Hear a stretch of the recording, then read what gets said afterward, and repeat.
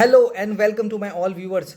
दोस्तों, अक्टूबर 1929 में मार्केट में उस समय का सबसे बड़ा मार्केट क्रैश हुआ था जिसने दुनिया को हिला कर रख दिया था, जिसमें करोड़ों लोगों ने अपनी जॉब्स खो दी थी और बहुत सारे लोगों ने डिप्रेशन में आके सुसाइड तक कमिट कर लिया था। और जेसी लिवरमोर जो अमेरिका के एक बहुत बड़े ट्रेडर थे, उनकी वाइफ और उनकी जो माँ थी वो बहुत ज़्यादा परेशान हो रही थी क्योंकि उनकी जो थी 90% नेटवर्थ जो थी वो सारी की सारी स्टॉक मार्केट में लगी हुई थी। लेकिन शाम को जब वो घर आए तो उन्होंने बोला कि मैंने प्रिडिक्ट किया था कि मार्केट कभी भी क्रैश हो सकता है और मैंने सेल साइड की पोजीशन बना रखी थी और आज हमें एक दिन में $100 मिलियन का प्रॉफिट हुआ है। तो सब बहुत खुश हुए। उस समय पर $100 मिलियन बहुत ही बड़ा अमाउंट होता है जो आज के $20 बिलियन के इक्वल है, जो इंडियन रुपीस में 1.5 लाख करोड़ के इक्वल था। उस इस वेल्थ से जैसी लिवरमोर को कभी आगे काम करने की ज़रूरत नहीं थी और आगे की लाइफ फुल मोस्ट लग्जूरियस तरीके से जी सकते थे, जैसे चाहे वैसे स्पेंड कर सकते थे और अपनी आने वाली जनरेशन के लिए भी बहुत कुछ छोड़कर जा सकते थे। लेकिन अगर हम 11 साल फास्ट फॉरवर्ड करें तो जेसी लिवरमोर ने अपने आप को गोली मार ली थी और उन्होंने अपने सुसाइड नोट में अपनी वाइफ के लिए एक छोटा सा नोट लिखा जिसमें लिखा था, I can't handle this all any more, I am sorry Honey, this is all my fault, I love you so much. तो दोस्तों, जेसी लिवरमोर ने इतने रिच एंड स्मार्ट ट्रेडर होने के बाद भी सुसाइड क्यों किया? क्योंकि वे एक टाइम पर ये दुनिया के सबसे अमीर और फेमस ट्रेडर थे और ऐसा क्या हुआ कि 1940 आते आते उन्होंने सुसाइड कमिट कर ली। तो आइए उनकी लाइफ से valuable and I opening lesson को सीखते हैं। जेसी लिवरमोर एक मिडिल क्लास किसान परिवार में पैदा हुए थे और उनके पिता भी यही चाहते थे कि वे भी बड़े होकर किसान बने। बट जेसी लिवरमोर को बचपन से ही नंबर्स एंड कैलकुलेशन का बहुत शौक था क्योंकि वो दो या 3 साल से ही रीड कर रहे थे और 5 साल की उम्र आते आते वो न्यूज़पेपर में फाइनेंस की बुकें मतलब चीज़ें तक पढ़ने लग गए थे।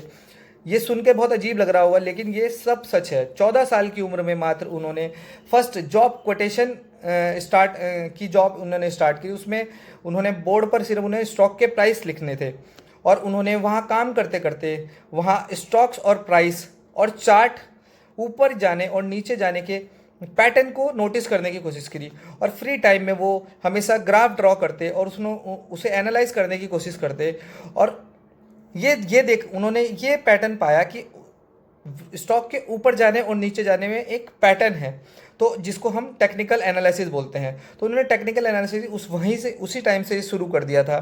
तो उन्होंने धीरे धीरे ट्रेड लेना शुरू कर दिया और वो बहुत कामयाब भी हुए और कुछ टाइम बाद उनकी इनकम इतनी ज़्यादा हो गई थी कि उन्होंने जॉब छोड़ दी और उन्होंने 20 साल की उम्र में ही 20 लाख रुपए जोड़ लिए थे। और देखते ही देखते उनकी ट्रेडिंग उन्होंने जारी रखी और रिसर्च बेसिस पे उन्हें बहुत अच्छा प्रॉफिट भी होने लगा था। कभी कभी उनको उसमें लॉस भी उठाना पड़ता था क्योंकि उनका रीज़न ये था कि जब भी वो कोई ट्रेड लेते और जब वह बहुत अच्छा करने लग जाता था वो ट्रेड, तो वो इमोशनली उसमें ज़्यादा क्वांटिटी को बाय करते थे जिससे वो दूसरे ट्रेड में एनालिसिस नहीं होता था। उसकी वजह से उन्हें बार बार लॉस झेलना पड़ता था। तब तब उन्होंने अपनी लाइफ का फर्स्ट रूल ये बनाया कि नेवर ट्रेड इमोशनली। जैसे बहुत ज़्यादा प्रॉफिट कमाने लगे थे, दूसरी तरफ ट्रेडिंग शॉप जो हैं उनका बहुत बड़ा लॉस होने लगा था। सब ट्रेडिंग शॉप्स ने जेसी को बैन तक कर दिया था। तो जेसी ने न्यूयॉर्क वॉल स्ट्रीट जाने की सोची, लेकिन यहाँ पर जो ट्रेडिंग स्ट्रेटजीज थी वहाँ पे उनकी काम नहीं कर रही थी क्योंकि वॉल स्ट्रीट जो था वो बहुत बड़ा और अलग था, वहाँ का पैटर्न भी बहुत अलग था जिससे जेसी लिवरमोर को काफ़ी प्रॉब्लम होने लगी थी और वो बार बार लॉस कर रहे थे। तो अपने ट्रेड में उन्होंने बहुत कोशिश की सीखने की, लेकिन उन्होंने अपना सारा कैपिटल लूज़ कर दिया और लाइफ में पहली बार उन्होंने अपनी बैंकरप्सी डिक्लेयर करी। तो उन्होंने अपनी वाइफ से कुछ मदद मांगी क्योंकि उन्होंने अपनी वाइफ को महंगे महंगे ज्वेलरीज दिलाई थी, लेकिन उनकी वाइफ ने उन्हें उसे देने से मना कर दिया। तो हद तो तब हो गई जब उन्होंने जेसी लिवरमोर को डिवोर्स तक दे दिया। दोस्तों, क्या होता है देख देख देख सकते हैं आप मर्द के साथ। लेकिन चले आइए बढ़ते हैं, आगे बढ़ते हैं। तो जेसी लिवरमोर ब्रोक हो गए और उनके पास ना तो पैसा था ना फैमिली।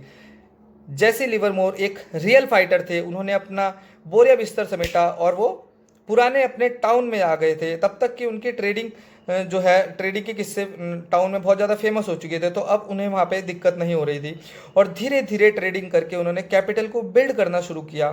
फाइनेंस और स्टॉक मार्केट की और वॉल स्ट्रीट के कारनामों की सारी बुक पढ़ ली और उन्होंने सारी स्ट्रैटेजीज जो हैं समझी अच्छे से और धीरे धीरे अपना कैपिटल स्टार्ट किया।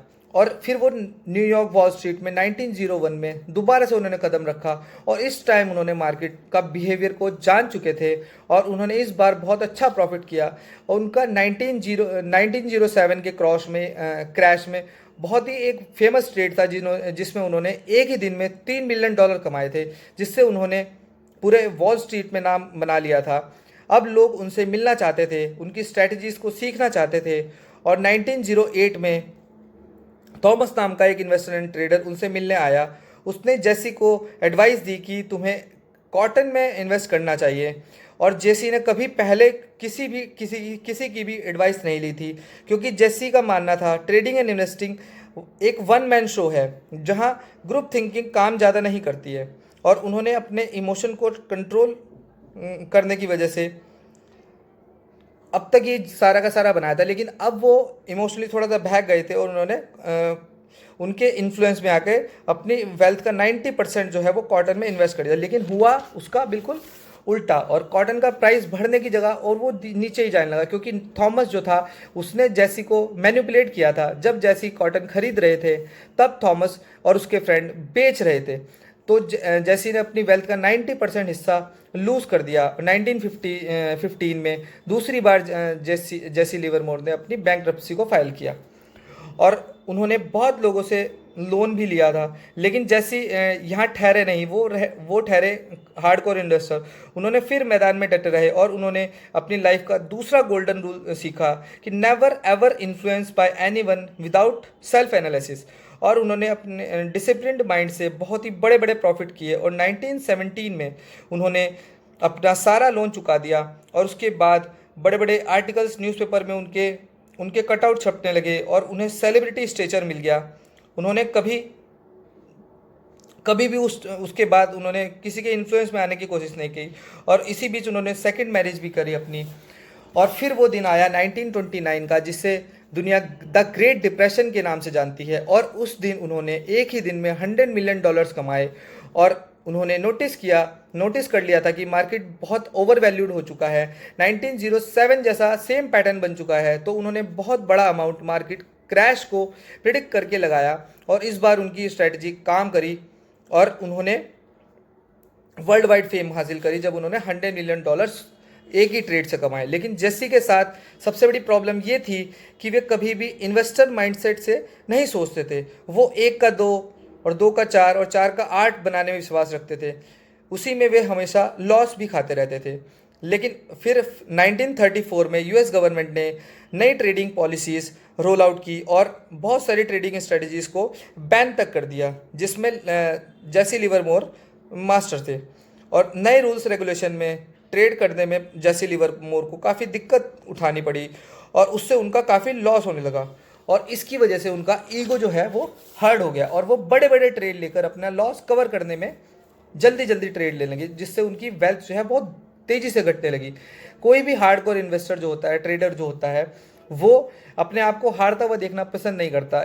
इसीलिए अपने ईगो को साइड रखकर यहाँ पे उनको ठंडे दिमाग से ये सोचना चाहिए था कि वो असफल रहे, जिससे मार्केट में उनकी रेपुटेशन भी ख़राब होने लगी थी और उनकी फैमिली वाले भी उनको पसंद नहीं कर रहे थे, जिससे वो इमोशनली वीक हो गए थे और धीरे धीरे फिर वो वेल्थ खोते गए और अंत में आके 1940 में उन्होंने अपने आप को गोली मार दी। तो दोस्तों, जेसी लिवरमोर की लाइफ से हमें ये सीखने को मिलता है कि कभी भी ग्रीड, फियर एंड एक्साइटमेंट में आके फैसले नहीं लेने चाहिए। स्टॉक मार्केट में बिगिनर जो हैं इन्हीं चीज़ों में फंसकर अपना हार्ड अर्न मनी को लूज़ कर देते हैं और पूरी लाइफ स्टॉक मार्केट को दोष देते रहते हैं। लेकिन जेसी लिवरमोर 1929 में $10 मिलियन साइड रखकर अगर नॉर्मली इंडेक्स फंड में अपने 90 मिलियन को इन्वेस्ट भी करते तो 1934 में आते आते उनके पास $180 मिलियन होते और अगले 5 साल में $400 मिलियन से भी ज़्यादा का होता। लेकिन वो ग्रीड और लालच